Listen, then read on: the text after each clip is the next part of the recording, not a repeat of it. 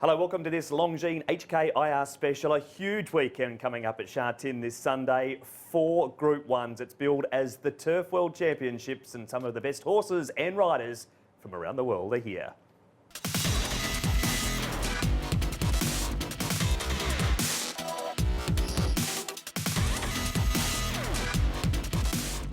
One vase is good, 2 vases are better. Glory Vase won it. Panther Lasso crying for the line. Here is the line, it's desperately close. What a finish.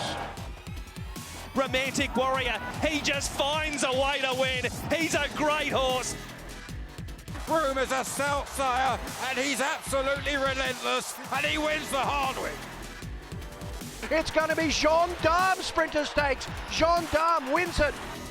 The locals can't beat him, the internationals can't beat him. Fortress Golden 60.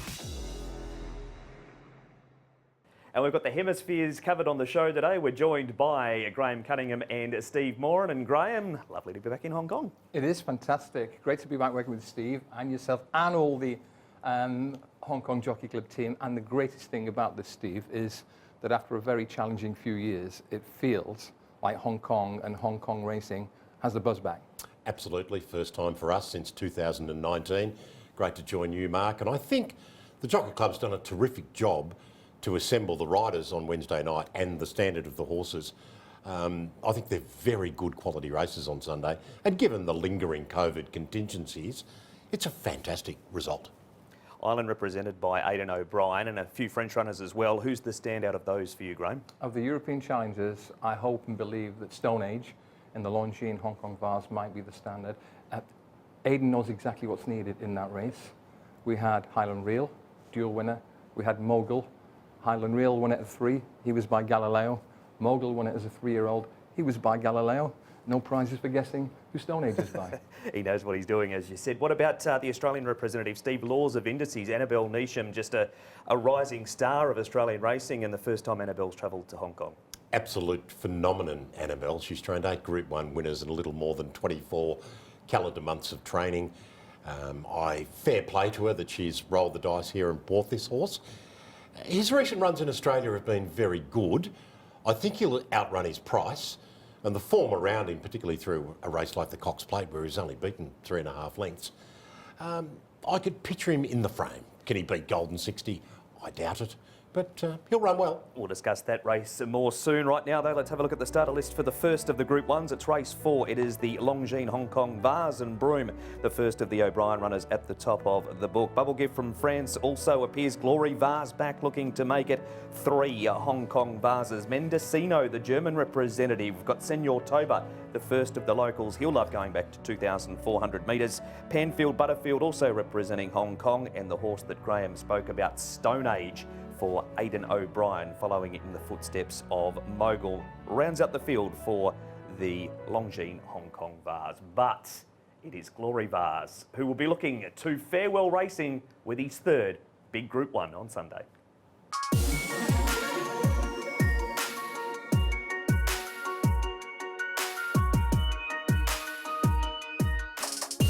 Glory Vase is powering away for Moran from Exalted and Lucky Lilac, and it's the Empire that is Japan winning the Vase again.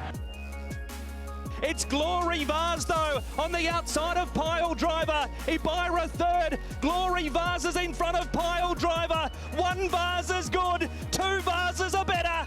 Glory Vase won it. Steve, it's not going to be consecutive vases if you can do it for Glory Vase. It's going to be a fitting farewell if you can go it, like Love's Only You last year. Absolutely, and there's no reason to question this horse. After all, last year he beat Pile Driver with a gap to the rest, and Pile Driver subsequently franked that form in no uncertain terms. His prep run this year, I note, it was much earlier, August. In the year of his 2 previous wins, it was more late September, October. Whether that means anything, I don't know. Apparently, the camp feel he's in great shape. Very light preparation, Graham. Yeah, if you have a very valuable vase, as you know, Steve, you only take it out of the sideboard on special occasions, and this horse is sparingly raced nowadays, but his record here is tremendous. Steve touched on a great point there. Look at the victims he's claimed here at Sha Tin. He beat Exultant when he was a peak form stayer. HKIR, subsequent Cox Plate winner. Pile Driver, subsequent King George winner. So he's an elite Group 1 horse, but he's 7 now, and he's had 2 runs this season. How would you describe them, Steve? Somewhat inconclusive? Yes, I think so, although there was absolutely no pace in his prep run. Dominated from up front. They didn't change positions. His run was, I think, satisfactory. I'm still curious to know what a sideboard is. Do they still exist? Yeah, oh, in Victoria, in England, we have Yes. them all the time. What about the other Japanese runner, Win Marilyn? Big race rider, Damien Lane takes the ride. Yeah, very good form out a 1.25 miles. So a test of speed would not inconvenience Win Marilyn in the slightest. And she ties in with a couple of the other Japanese heavy hitters in Panthalassa and Jacques d'Or. Via the Sapporo Kinane, so she is well and truly in the mix. Caught wide in the Queen Elizabeth, ran well. Rise in trip is no issue. She's a winner at 2,500 metres and has in fact raced beyond that mark. So, yep, she's in the mix. It's a terrific vase. It really is, and it's the first of the Group 1s. Aidan O'Brien is represented with 2 runners in the race, and who better to find out how they're going than the man himself. He was good enough to grant some time to our very own Nick Child. First off, Aidan, the importance of this meeting. You're a man who's run plenty of horses here down through the years. How important is it for you and your horses towards the end of the calendar year? Yeah, it's very, very important, Nick, really. Very prestigious for a horse. It's great prize money, very competitive racing. You need a very good horse to be able to run there and compete there. But it is very prestigious, very important for a horse and obviously owners, and obviously for us to have horses really good enough to compete.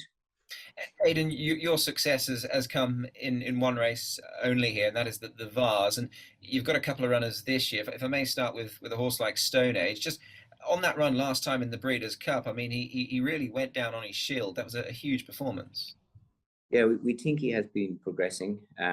We were very happy with him in Ascot before he went, and obviously we were delighted with him in America. And we think he has progressed again. He's a big horse. He's a big stride, and it's just taken him a little bit of time to get to where we want to be with him. But we think we're getting there, and we think he's a very good, very exciting horse, really. Is he in some respects perhaps a little ground dependent, Aidan? I mean, he's better runs, I suppose, have come on good or quicker. Yeah, no, I think he's versatile enough, even though he does handle ease in the ground, but he has a big open stride and he is a big cruiser. So obviously good ground or better should always be an advantage to him. Aidan, obviously, sadly, Galileo was lost, and what a great racehorse and stallion he was. This fellow is a Galileo in similar respects to your previous winners of this race, Highland Reel and Mogul. Is he in any way similar to either of those two? Yeah, I think he's probably a high cruiser, and he might be even a higher cruiser than any of the two of them, either maybe Highland Reel or Mogul. But Mogul was a little bit different. Mogul wanted to be ridden patiently and taking his time. Highland Reel was very happy to make the running. This horse is very happy to be handy. Ideally, he'd like to get a lead, but he doesn't need to get it.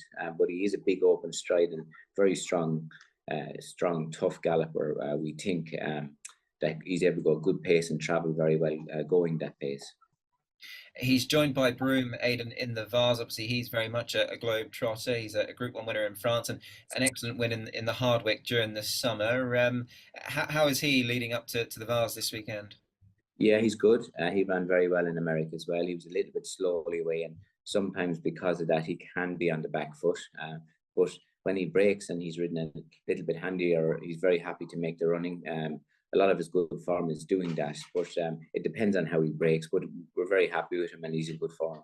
And all reports, obviously, you've got Pat Keating here, who's been a long-time lieutenant of yours for many years. Has he been happy with how all the horses have settled in? Yes, very happy. Pat obviously is in charge of them, and John is there with him as well.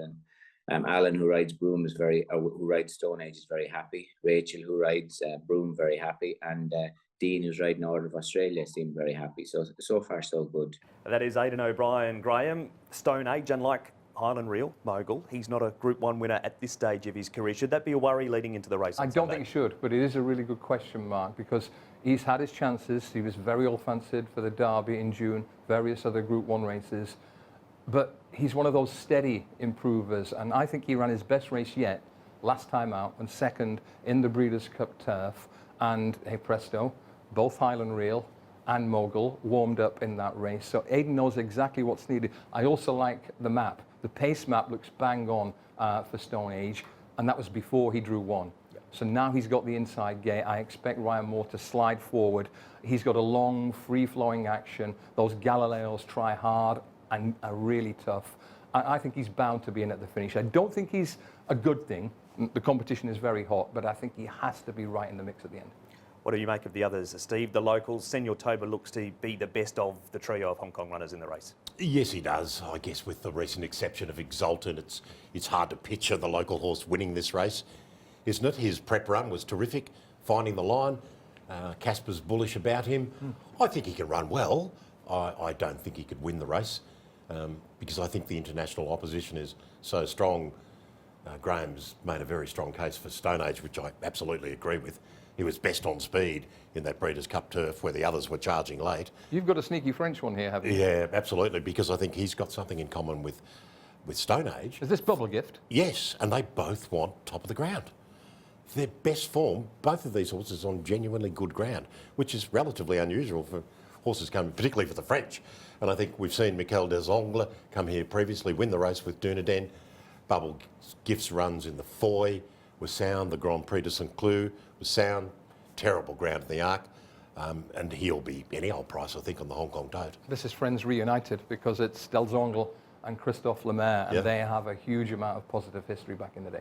What about the German horse, Graham? Mendocino, how does he fit into this race? Well, he's got some very impressive form on his dance card. He ties in very closely with not one, but two Arc de Triomphe winners. He beat Torquato Tasso, fair and square in the summer. He's gone up close behind Alpinista, this year's Arc winner, and he's an uncomplicated horse who should run really well. Europe and Japan should hold the key here. Like Steve, I think Senor Toba is going to run a bold race for the home team, and I think he's a place contender. Tactics could be important here. I don't think there's a lot between the main contenders, but Stone Age is the one for me. All right, we'll get both your boys' selections at the end of the show, so you can just keep that a secret for the time being. We need to head to a break here on this very special Longines HKIR special. After this, the King of Hong Kong will join us, Zac Purton.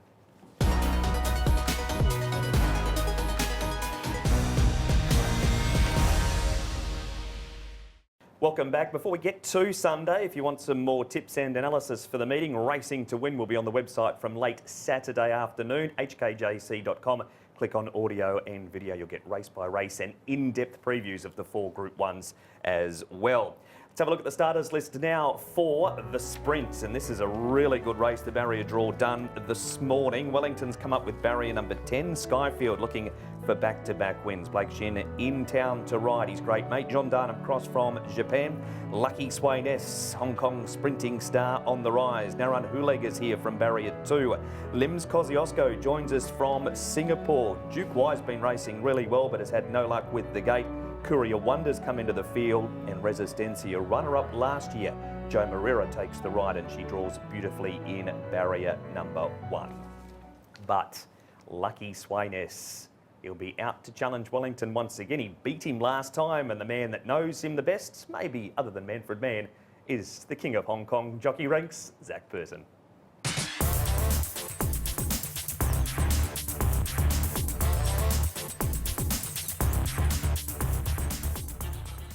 It's our biggest meeting for the year for sure. It's the one where we have the most competition from the international runners.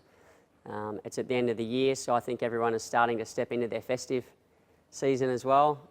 So they come here in a good mood, and the racing is always competitive. The track race is fantastic. It's a really good surface. It gives every horse every opportunity. You know, it's always nice to see a lot of familiar faces, and I know that when people do come to Hong Kong, they enjoy themselves here as well. There are many that will come from far and wide. Obviously, it's always had that distinction of being sort of a world championships. Do you approach it in a different manner compared to, say, the regular Sha Tin or Happy Valley? In the lead up to it, I approach it in the manner that I would every meeting. At the end of the day, it is just a horse race, and you've got to take the outside noise out of it and just methodically plan what you want to do like you would at every meeting. So it's a matter of just trying to get the tactics right and then execute on the day. And you know, things can change with track bias and wind and different conditions. But you know, I certainly come to the races with a firm idea on how I'd like to ride the horses, and then you just need the luck to go your way. Ambitious Dragon got the ball rolling for you as far as winners are concerned. I imagine he was very special. Is there one winner amongst your HKIR winners that really stands out as being the most memorable for you? I would have to say Beauty Generation, when he won the mile. I think it was in 2018. He beat a really good, probably one of our strongest fields by about 4 or 5 lengths. This is 100% pure Group 1 power. Beauty Generation 5 in front. Viv Lawson, Southern Legend. He is invincible, Beauty Generation. On winners, a couple of sprint winners for you came courtesy of the same horse, Aero Velocity. Now this year you're going to ride Lucky Sweynesse. He's come such a long way, Zac, in a short space of time. I think it was only just over 10 months ago he was winning on his debut at Happy Valley off a 52 rating. Yeah, and funny enough, on that day I rode 2 horses for Man that night. They were both first starters, and the other horse that I was riding for him, there was two sections of the Class 4 1200, and I thought the other horse I was riding on the night was the better chance than Lucky Sweynesse, because he just gave the impression that he might want a little bit further, and Happy Valley I thought might be a little bit sharp for him, but as it's turned out, that horse ended up winning 1 race and he's now retired, and Lucky Sweynesse has set off on the path that he's gone on, but he certainly deserves his place in the race. He's a most potential, promising up-and-coming sprinter, and you know, obviously he beat Wellington last start, but Wellington pulled up lame and he wasn't at his best, so we can forgive him for that run. He was a bit lame for a week or so after it, so I'm not sure what we're going to get on International Day, but if he's at his best, he's going to be very hard to beat. But I think it's going to be a good race. Most people have a hobby, Zac, or a pastime, and people like to play golf or go fishing or whatever the case may be. Yours, I think, in some respects, perhaps likes to be breaking records. Now, you got to 9 winners. You're the most successful HKIR jockey. Should you achieve a winner this year, obviously it'll take you into double figures. I mean, that must be something that you're incredibly proud on, given that this meeting is on such a global stage. Yeah, it's so hard just to win any one of these races. It really is. People sort of don't quite understand what goes into it just to get the horse to the race, and then you need the luck to go your way on the day. So I've been incredibly fortunate at this meeting, and I do pride myself on turning up on this day and getting results, and I just hope that can continue. Nothing's ever a given in this game, so I've got to go out there and earn it, and that's what we'll be trying to do.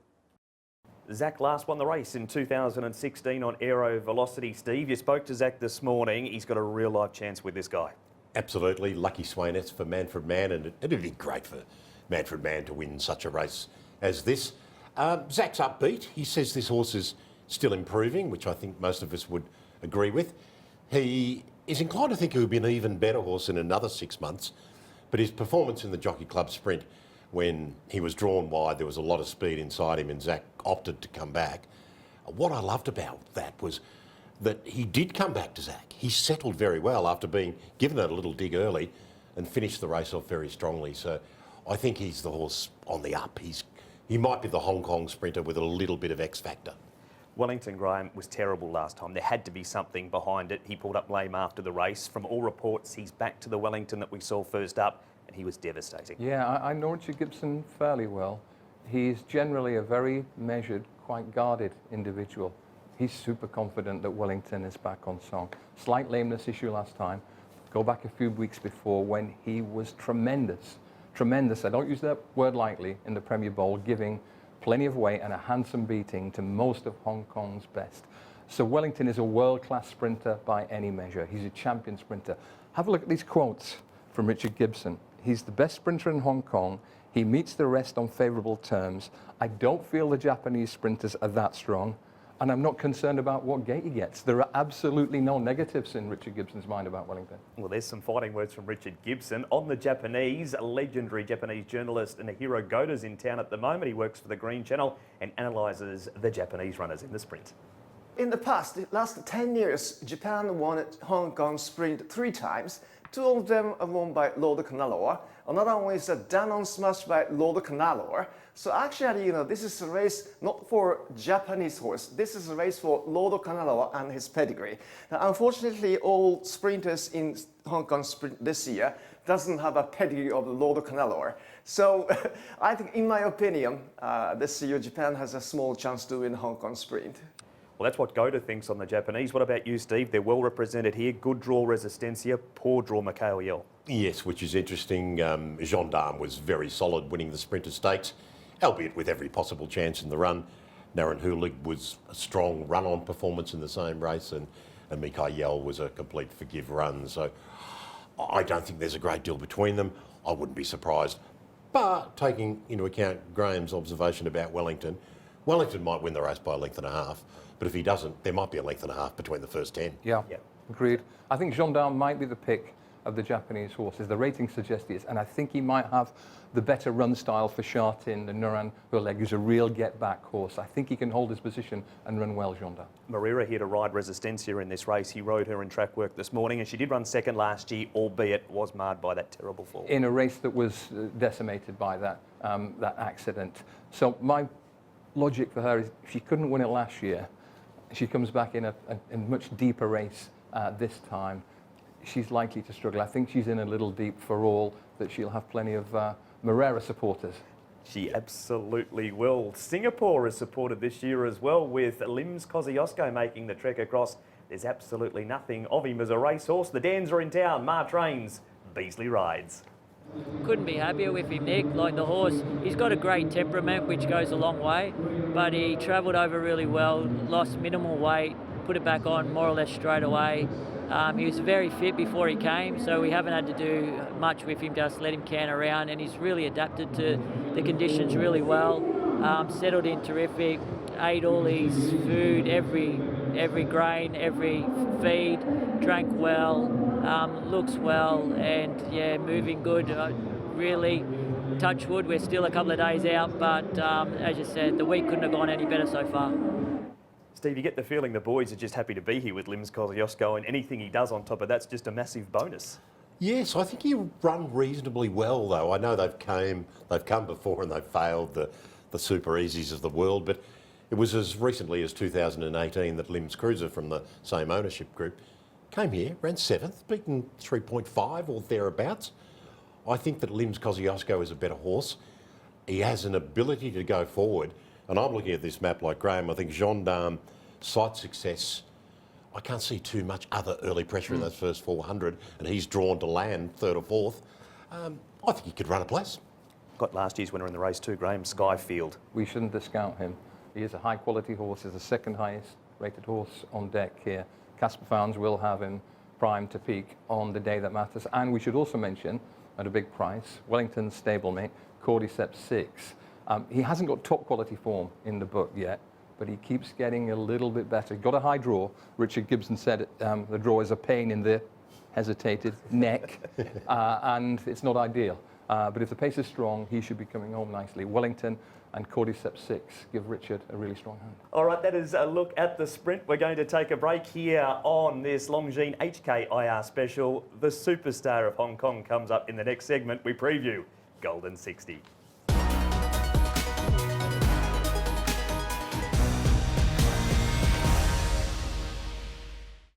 Welcome back to this Longines HKIR special. It is the race so many people are coming to Sha Tin to watch on Sunday. It is the mile featuring the homegrown champion Golden 60. He is at the top of the book. He's second up, devastating in the Jockey Club mile. First up to run down California Spangle, who had a terrific lead. The Japanese Salios and Schnellmeister Waikuku beat Golden 60 last season. Beauty Joy comes back in trip to the 1600.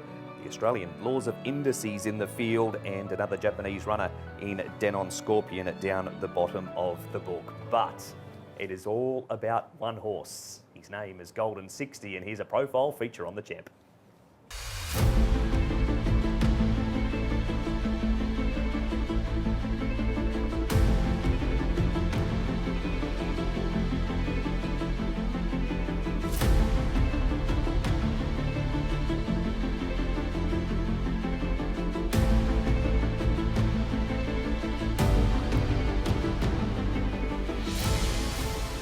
He's out by 3, Golden 60. Southern Legend runs on. This equine wrecking ball has demolished another field. It's Golden 60. The locals can't beat him. The internationals can't beat him. This is his house. Fortress Golden 60.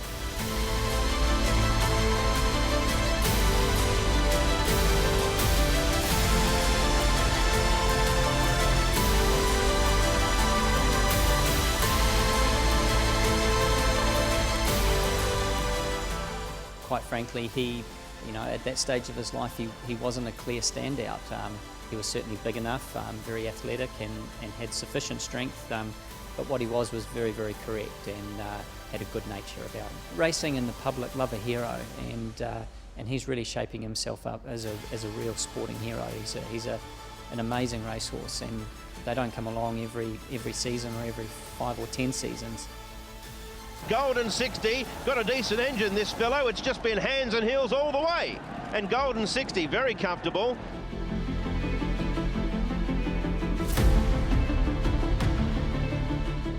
Physically is really good. It's different to some other horses I ride. Of course, he also got a really good action when I was on it, and I can feel everything is so smooth, changing legs and everything, just instinct. You don't feel, any delay. It's very agile. It's very light on his toes, and of course his mind is different. He's just being so tough and extremely competitive. California Spangle, Golden 60. He's not ready to surrender that crown, and he's going to beat him. Golden 60, all class, all champion, all speed.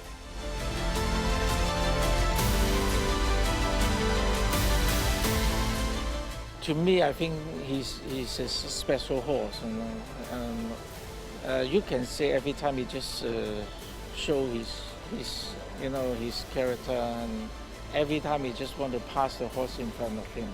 It's Golden 60, and you cannot keep a good man down. Golden 60 is back with the Chairman's Trophy.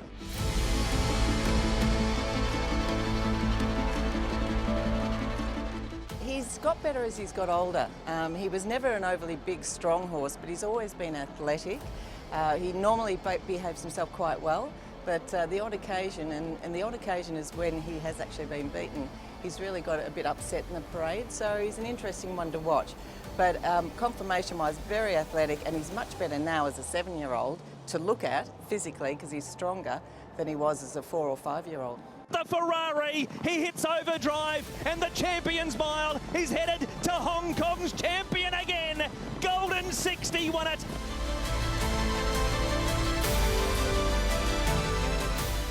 In terms of whether he's the best I've seen in Hong Kong in the last 20 years, that's a question that has two parts to it. One is how good is his ability to run? The other is how good is his ability to keep turning up to the races in top form. Now, in the first case, I'd say I have seen better horses than him. I think Able Friend was a superior miler to Golden 60. However, I haven't seen another horse that can go through 3 years with only 2 defeats like Golden 60 has, and even ahead of Silent Witness, he wins the battle in terms of longevity. Golden 60, Graham, do they beat him? Can they beat him? Anything is possible.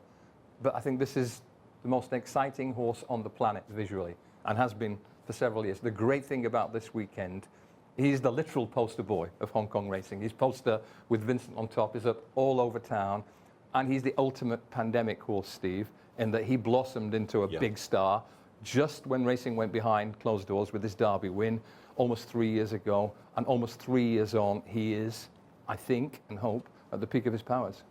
Well, he's won 22 of 25. It would be nothing but churlish to suggest that he is anything but a world-class horse. And in his past 2 wins in this race, he has accounted for Japanese horses who'd run very well in the Mile Championship. That's the same scenario this year. Of course, he's not unbeatable. They all can be beaten. But what a wonderful horse he is. When we chatted to Zac this morning, Zac said, he's the best horse I've seen in Hong Kong in my time. And I said to Manfred Mann, you've seen a lot more horses than Zac, this little upstart.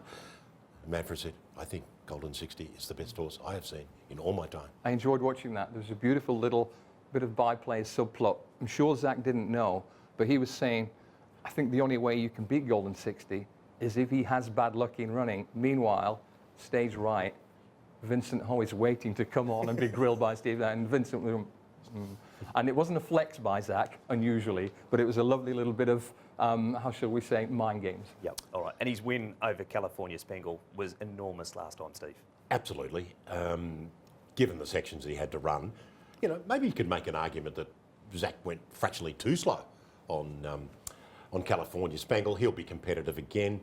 Is there a little wild card to run a place or taking the first four, Beauty Joy, back to the mile after just being too keen at 2,000 metres? He can do that, can't he? He's a mercurial horse, but in raw ability, he's there. I think this is fascinating tactically and in every way. I think California Spangle is a top-class horse. I think he's training like a monster, and I think even if Golden 60 is right there on his A game, I think the Spangle can put it up to him. So I really can't wait for this race. Tactically, it is compelling, and you have the freewheeling front runner Spangle and the rapier turn of foot. Francis Loy, who we haven't mentioned, and Vincent Ho always use one phrase: he has a fighting heart. Golden 60 has been in 9 finishes where the winning distance has been half a length or shorter. He's 9 from 9. But his sectionals, how he can peel off those sub-22 second closes is what sets him apart from practically every other miler on planet Earth. The Japanese, they can never be discounted. What about in the mile, Graham? Well, Salios ran really well last year, Steve, but he was blown away when Golden 60 went by. And I thought he ran a slightly plain race in the mile championship last time. What do you make of Schnellmeister?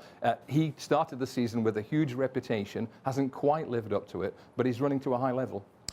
And at the end of the day, Seraphos blew them away in the mile championship. Yeah. Schnellmeister ran on satisfactorily. Was it a reasonable preparation run for this? I'm sure it is. The other Japanese horse that just piques my interest a fraction is Danon Scorpion, because he was posted wide, a complete forgive in that race. And they won the race with the 3-year-old Admire Mars, who came off a similar lead-up run. So I wouldn't be shocked if Danon Scorpion was competitive as well. But again, we're talking about a great race, and perhaps we're wasting too many words on horses beyond Golden 60. Am I wrong to think that the Aussie Challenger laws of indices, that the fast conditions here might be a new challenge for him? Yes, that is an interesting point, although his most recent run, 3 wide on the speed, they ran record time. It was firmish ground, but overall his record is better on softish tracks. But then again, this ground here at Sha Tin is always a little forgiving, isn't it? It's not rock hard. How far back does Vincent dare go on Golden 60? Because he will not want to let Zac Purton get a free roll on California Spangle. And from his draw, he's going to have to make a call, isn't he? Which will be very interesting. Does Zac just let him slide this week? He tried to go slow last time. Does he just let him run and maybe not Panther Lasser distance in front, but try something similar? I think he might stretch for home earlier this time, because the slow, quick didn't quite work. He got pounced on late, but it was a neck. You know, it's a 1/5 of a second, less than that. We're talking very, very fine margins. So let the best horse win, the best jockey win, and tactics could be important. I think it could be a close race. Golden 60 for me, but the Spangle to prove himself a world-class performer as well. All right, either way, we'll have that huge Sha Tin roar coming down the straight. That is a look at the mile as we head to a break here on the Longines HKIR special. Mick Kinane back on the story with Romantic Warrior after this.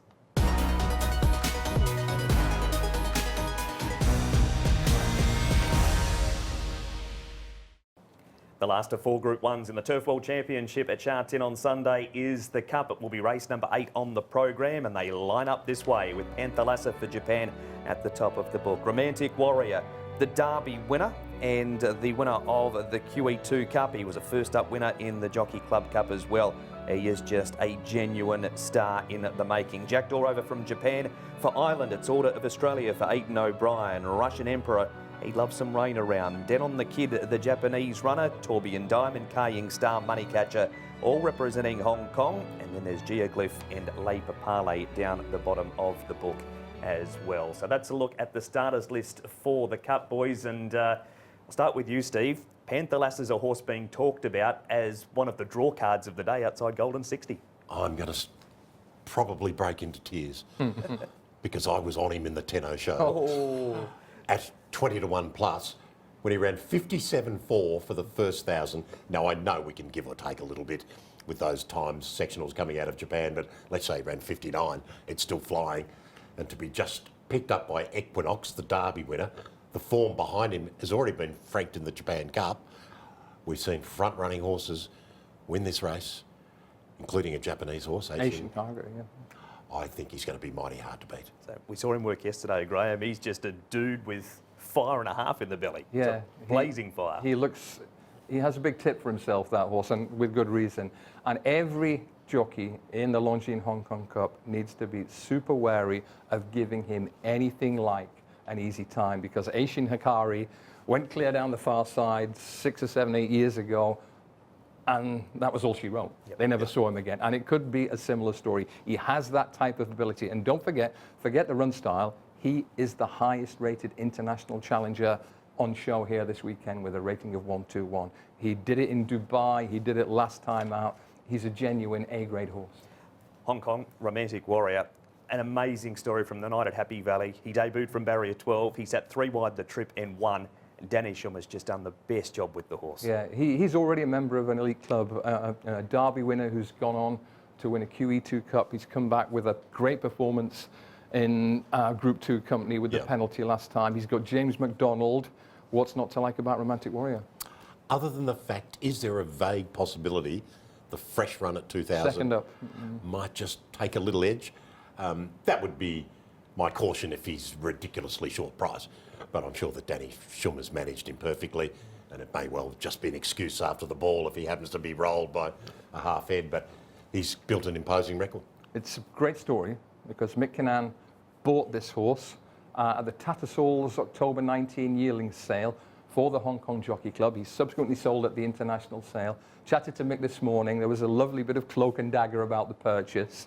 No false beard, but Mick disappeared, got his daughter to do the bidding. The rest is history. He wins big races, and he is a super professional young racehorse. We can find out more about that right now because our special guest for this segment is Mick Kinane, 4-time HKIR winning rider himself, and this is how he sourced for the ISG sale, Romantic Warrior.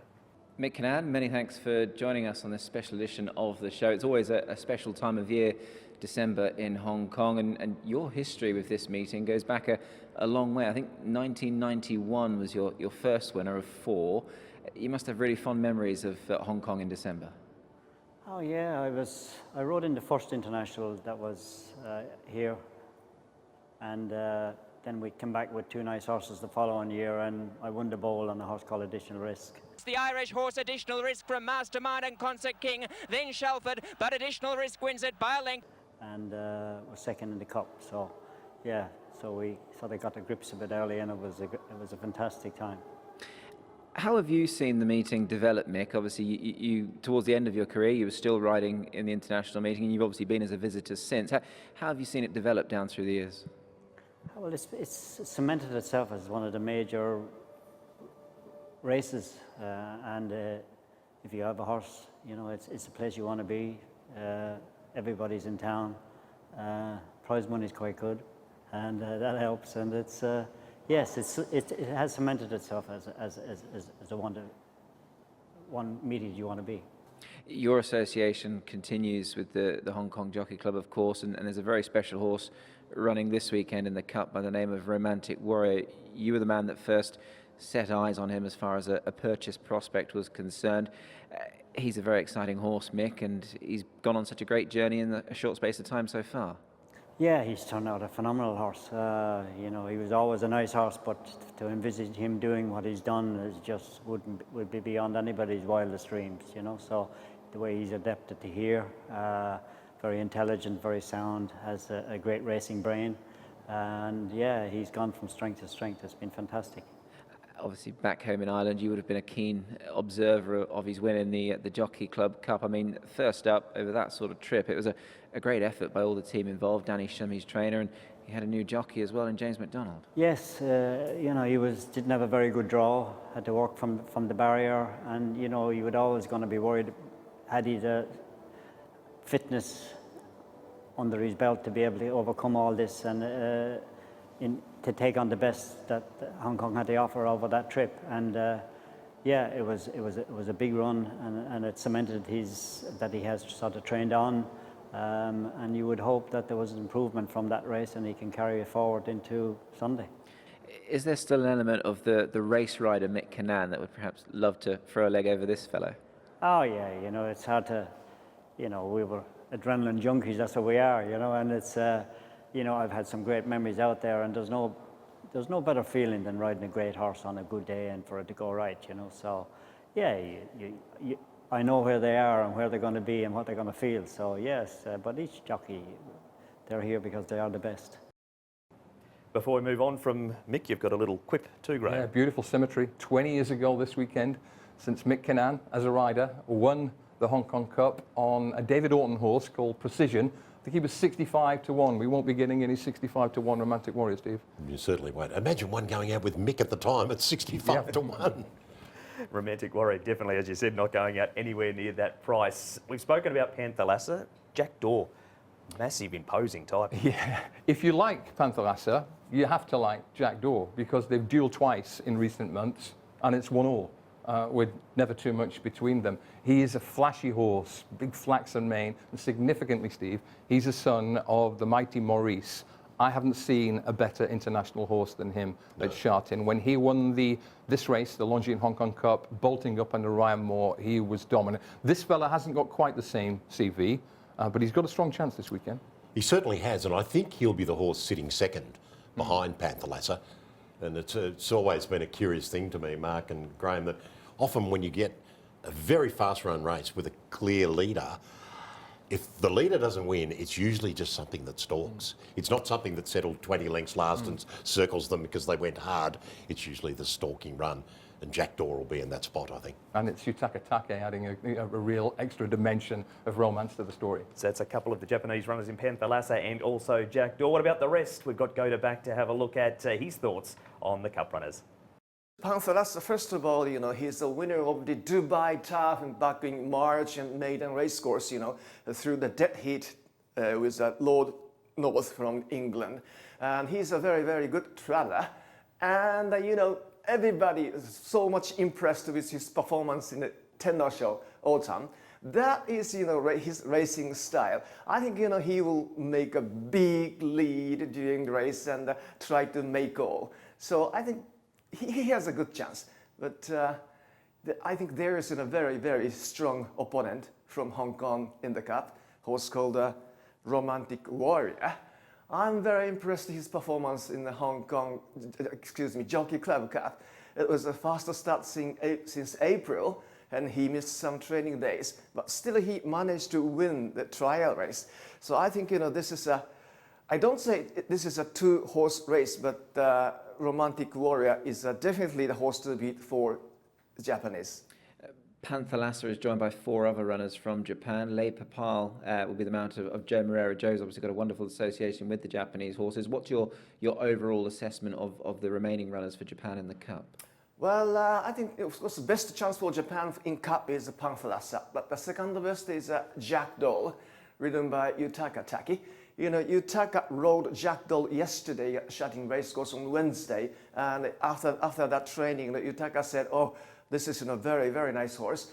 So, yeah, I think a second best for Japan in the Cup is Jack Daw. All right, boys, you made your cases. You've talked extensively on the horses throughout the weekend. No pressure, but we need tips. Yeah, we'll start with you. no pressure whatsoever. I'll go Stone Age in the Vase, possibly to make all. Wellington, to prove that he is the best sprinter in Hong Kong, one of the best in the world. A dead heat in the Longines Hong Kong Mile between Golden 60 and California Spangle. I do think it'd be close. And I like Panthalassa, but I also like Jack Daw, and I'm going to go with Jack Daw. Steve, give us 4 winners for Sunday, please. Well, I think you're right with Stone Age, but I think the value is Bubble Gift. So I'm going to tip Bubble Gift in the Vase. I think Lucky Swainess is the horse on the up in the sprint and pending price. I'm happy to have something on him. Golden 60 in the mile. And if Graham can have a dead heat in the mile, I'm going to have a dead heat in the Cup. The 2 Japanese horses, Panthalassa, marginally ahead of Jack Daw. Oh, I like this. Couple of dead heats. You've really spiced it up. We had a dead heat on Wednesday night at Happy Valley in the IJC. Why not on Sunday? We just want to put you to the test on Sunday afternoon, Mark. Thank you very much. Appreciate it, Steve. It's been great to have you in, Graham. Great to see you back in Hong Kong, and it must be lovely to be back after a little hiatus due to world events, Steve. It is brilliant, Mark. It's Disneyland for grown-ups coming here at the end of the year. And we will see you both out at Sha Tin on Sunday. Speaking of Sha Tin on Sunday, this is the diary. We've got the coverage starting at 11:55. It's an early start with a 12:25. First race, the first of the Group 1s is race number 4. It's the Vase at 10 minutes past 2 o'clock. The second Group 1 is race 5. We then have a break for race 6, and races 7 and 8 round out the Turf World Championships. Hopefully you've enjoyed the show, this Longines HKIR special. It's been great to have Graham and Steve in the studio to preview it all. We will see you on Sunday. Huge day of racing. A reminder, the first race at 12:25. Enjoy the Turf World Championships.